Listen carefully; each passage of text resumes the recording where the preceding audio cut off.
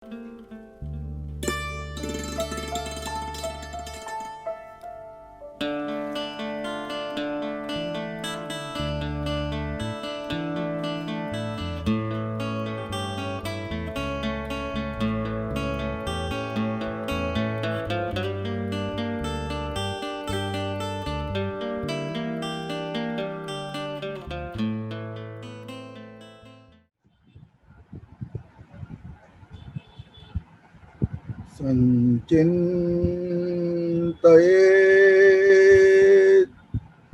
भगवतश्चरणारविन्दम् वज्राङ्कुशध्वजसर्वलाञ्छनाढ्यम् उत्तुङ्गरक्तविलसन्नखचक्रवाल ज्योत्स्नाभिराहतमहद् हृदयान्धकारम्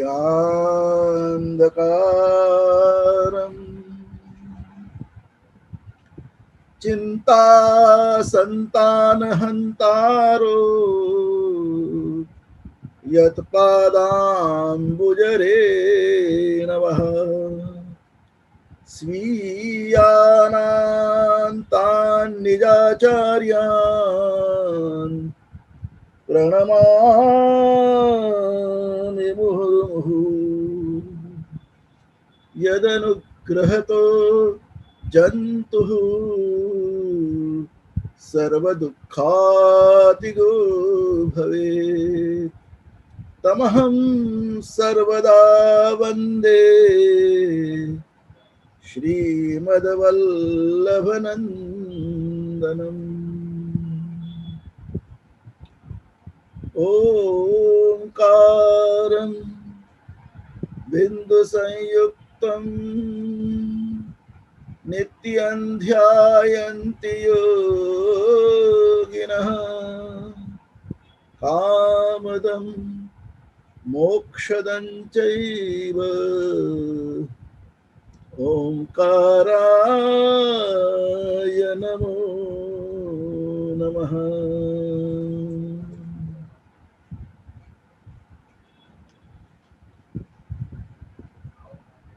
आइए आज हम पंचीकरण की इस ज्ञान यात्रा के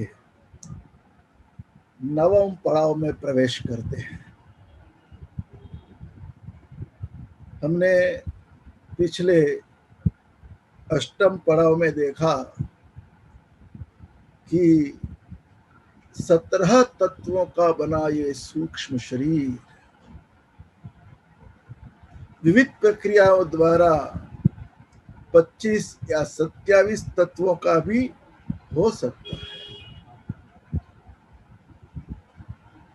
ये तत्व संख्या कोई मायने नहीं रखती।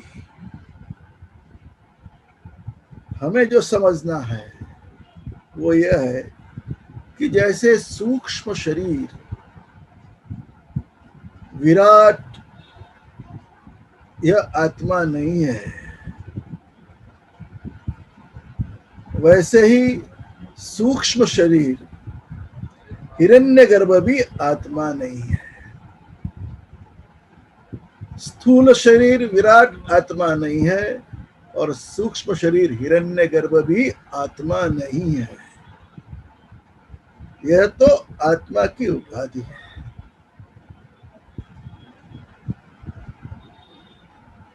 आत्मा का यानी मेरा यह सूक्ष्म शरीर है, मेरा सूक्ष्म शरीर। मैं सूक्ष्म शरीर नहीं हूं, मैं रसनेन्द्रिय नहीं हूं, मेरी रसनेन्द्रिय है। मैं मन नहीं हूं, मेरा मन है। बुद्धि मेरी है, मैं बुद्धि नहीं हूं। इसका अनुभव करना ही उकार को समझना है। अकार और विराट को समझाते हुए जागृत अवस्था समझाई गई। अब आचार्य चरण हिरण्यगर्भ को समझाते हुए स्वप्न अवस्था को समझाते हैं। तो पढ़िए आचार्य चरण के शब्द। कर्णेषु उपसंहृतेषु जागरित संस्कारजः प्रत्ययः सविषयः स्वप्न इत्युच्यते। जैसे स्थूल शरीर से हम भोग भोगते हैं, वैसे सूक्ष्म शरीर से भी हम भोग भोगते हैं। स्थूल शरीर से जागृत अवस्था में भोग भोगते हैं, वैसे ही सूक्ष्म शरीर से हम स्वप्न अवस्था में भोग भोगते हैं। ये स्वप्न यानी क्या है भाई? स्वप्न किसे कहते हैं? आचार्य चरण स्वप्न की व्याख्या करते हैं। कर्णेषु उपसंहृतेषु जागरित संस्कारजः प्रत्ययः सविषयः स्वप्न इत्युच्यते।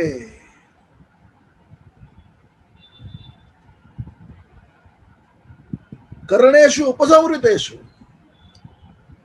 जब सारी इंद्रियां काम करना बंद कर दें, फिर भी हमें ज्ञान का अनुभव होता है, ऐसी एक अवस्था, यह अवस्था स्वप्न अवस्था। वह भी केवल ज्ञान नहीं, किंतु विषय वासना के सहित ज्ञान होता है। जागृत अवस्था के अंदर जो अनुभव होते हैं, उन अनुभवों की जो छाप मन में पड़ी होती है, उसी छाप को संस्कार कहते हैं। विषय वासना के संस्कार। उस विषय वासना के संस्कार से जो उत्पन्न ज्ञान, जब हम उसे अनुभव करते हैं, उसे स्वप्न कहा जाता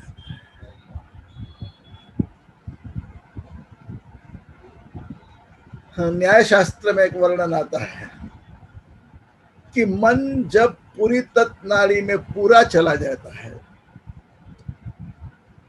तो निद्रा अवस्था होती है।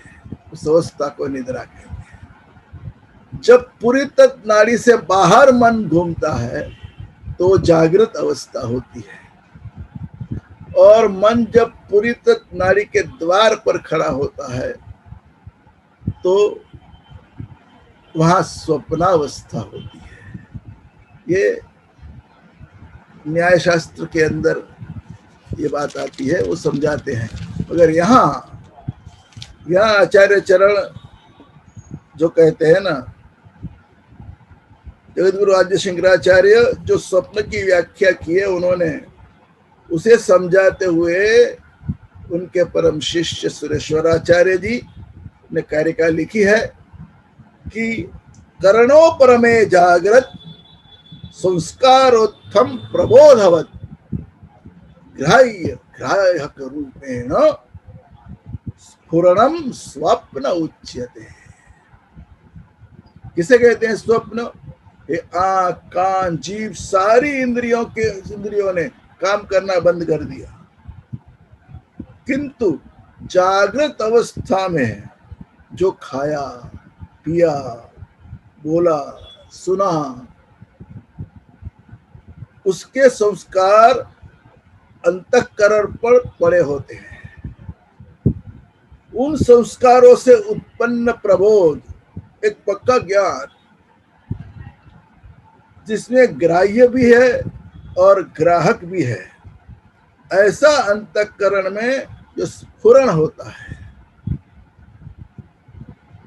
उस स्फुरण के विषय बने हुए हैं होते हैं, वो जो स्फुरण होता है उसके उसके विषय होते हैं हमारा घर, हमारी दुकान, हमारा व्यवसाय, हमारा व्यवहार, कहीं विवाह के प्रसंग, कहीं मिजबानियों के प्रसंग, कहीं हंसी मजाक के प्रसंग, कहीं हम घूमने गए वहां के प्रसंग, हमारे कपड़े, हमारे अत्तर, परफ्यूम, हमने जो जो चीज हमने भोगी, वो सब, हम जिस वाहन में बैठे, घोड़ा हो, गाड़ी हो, मोटर कार हो, जो भी वाहन हो, वो सब ये जो ये स्फुरण के अंदर स्फुरित होता है, जो जो हमने किया है वो, और ये जो स्फुरण है और उसके विषय दोनों जिस अवस्था में होते हैं ना, उस अवस्था को स्वप्न कहा जाता है।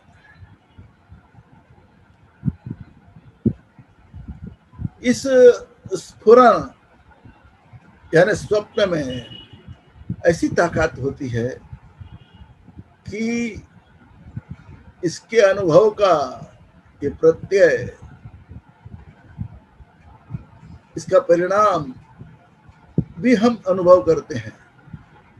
जैसे आप बच्चों को लेकर के प्राणी बाग चले गए, प्राणी बाग में जंगली जानवरों को देखा,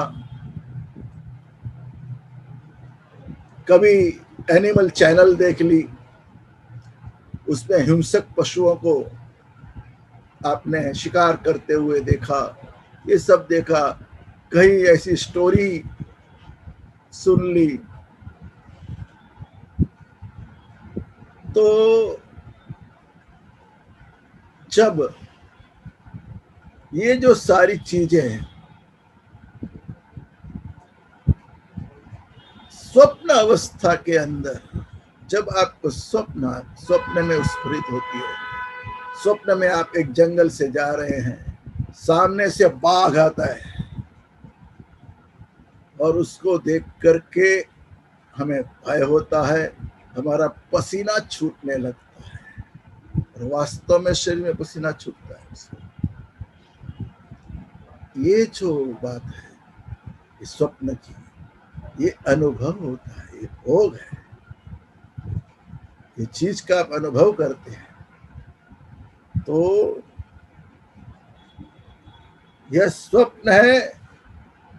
देखिए, आपकी आंख बंद है उस वक्त, आप अपने शयन खंड में हैं, आप बिस्तर पर सोए हुए हैं, फिर भी उस जंगल और बाघ को, टाइगर को देख करके आपको भय इत्यादि का अनुभव होता है।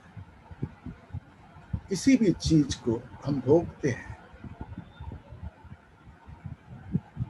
हम पार्टी में गए हैं, कुछ मीठा खा लिया है, वो स्वाद भी याद आता है, किसने परोसा, किसी ने किसके मुंह में दिया। इस स्वप्न के अंदर बहुत सारी चीजें चलती हैं जो स्फुरण होते रहता है। तो ये जो स्वप्न अवस्था है, यहाँ जागृत अवस्था नहीं है, स्थूल शरीर भी नहीं है, और भी इंद्रियां चली गई है, फिर भी ये स्फुरण द्वारा हमको ज्ञान होता है। आचार्य चरण आगे कहते हैं कि तद उभयाभिमानी आत्मा तैजसा।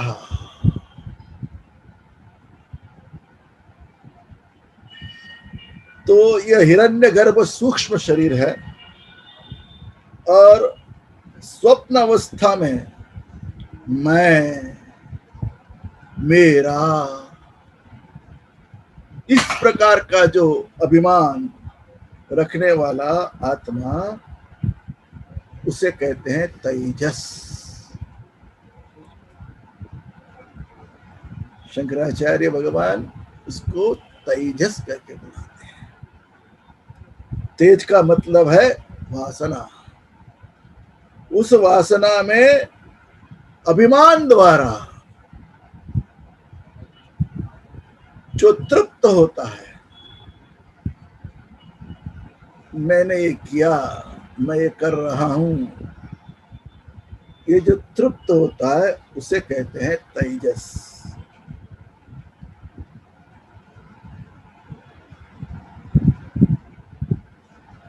किसी प्रेमी ने प्रेमिका को गुलाब का फूल दे दिया, गुलाब की महक आती है, ये स्वप्न में चलता है, ये सब भोग हम भोगते हैं। तो ये जो वासना, ये वासना का जो अभिमान है,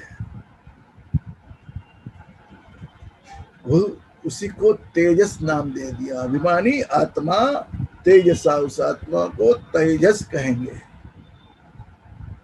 यहां ये समझना होगा कि कर्मेंद्रिय से युक्त जो पंच प्राण, उसे कहते हैं प्राणमय कोश। हमारी जो कर्मेंद्रिय आप समझते हैं, वाक पानी पाद पायु उपस्थ, उससे युक्त जो पंच प्राण, प्राण अपान व्यान उदान समान, इसको कहते हैं प्राणमय कोश।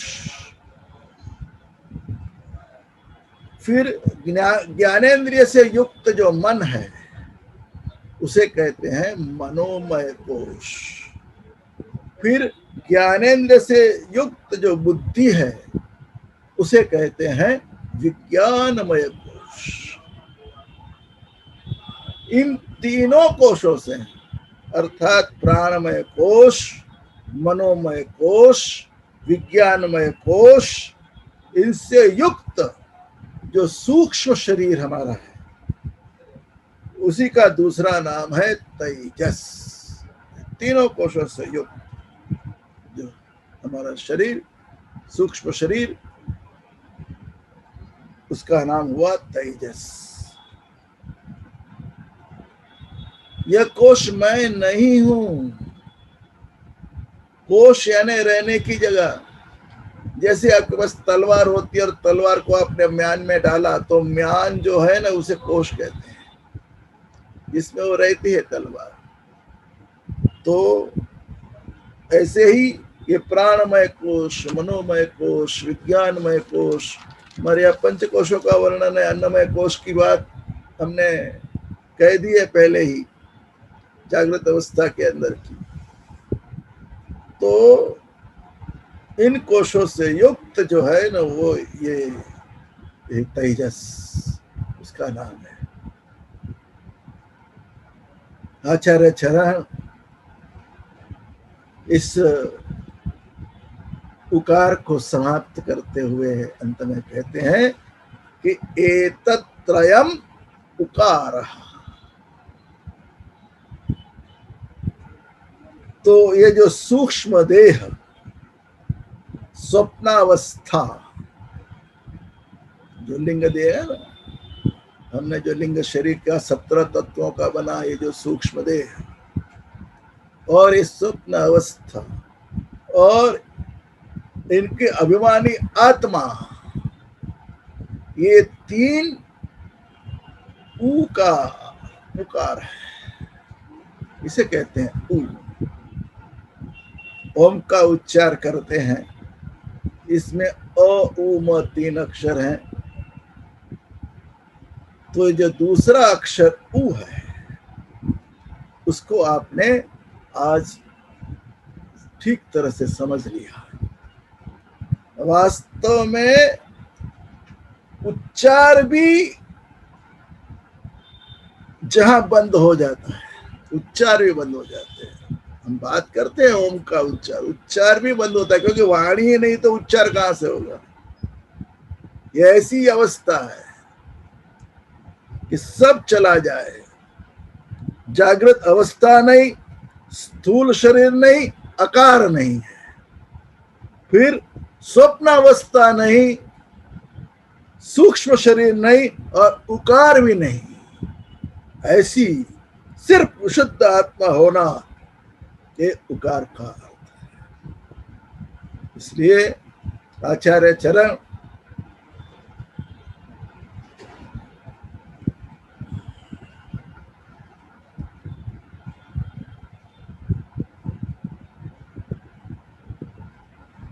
तो जिसमें सब समाप्त हो जावे,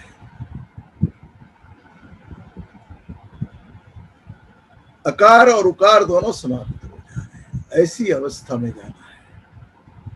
अ को समझ लिया, उ को समझ लिया, वो सब जब समाप्त हो जाता है, ऐसी अवस्था में जाना होता है। तभी मोक्ष के लिए हम अधिकारी एक कदम आगे बढ़ सकते हैं। तो इसका बार बार अनुभव करना पड़ता है, बार बार इस आकार को, उकार को समझना और उसको निकाल देना। मैं इनसे भिन्न हूं, मैं इनसे अलग हूं, मेरा आत्मा इससे अलग है, मैं ये नहीं हूं। यह जो भाव जब दृढ़ हो जाए, सब कुछ निकल जाए, खाली हो जाए पूरा, तभी आपने उकार को समझ लिया, ऐसा कहेंगे। इसलिए बार बार इसका अनुभव करना चाहिए, इसका अभ्यास करना चाहिए। तो हमारे ऊपर उपकार करने के लिए श्रीमद आद्य शंकराचार्य इन्होंने आत्मषट्क लिखा है। प्रातः उठ करके आत्मषट्क, इसके अनुभव का प्रयास करें।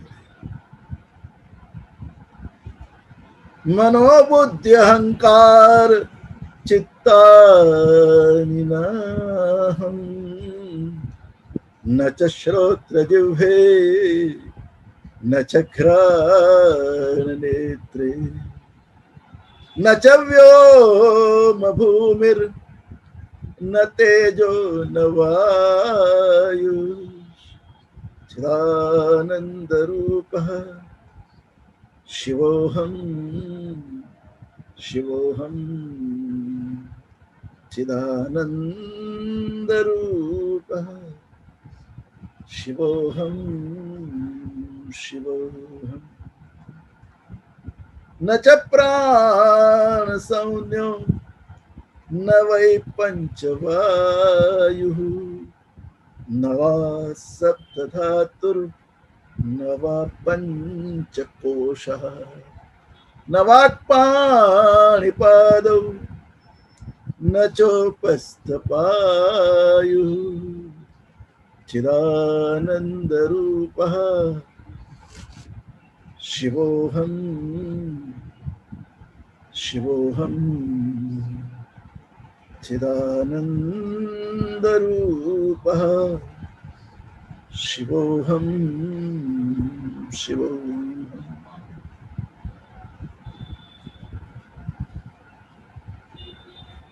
तो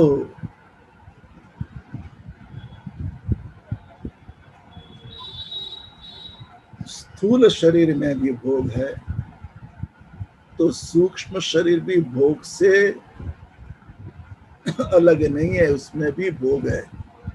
उस सब से हमको रिक्त करना है आत्मा। मैं ये सब नहीं हूं, ये भाव जब दृढ़ होता है, तब समाधि की ओर कदम बढ़ते हैं। तो मोक्ष प्राप्ति के लिए जो मुमुक्षुजन आगे बढ़ते हैं, उनके लिए आचार्य जी ने यह सब पंचीकरण की बात बहुत गहराई से समझाई, मगर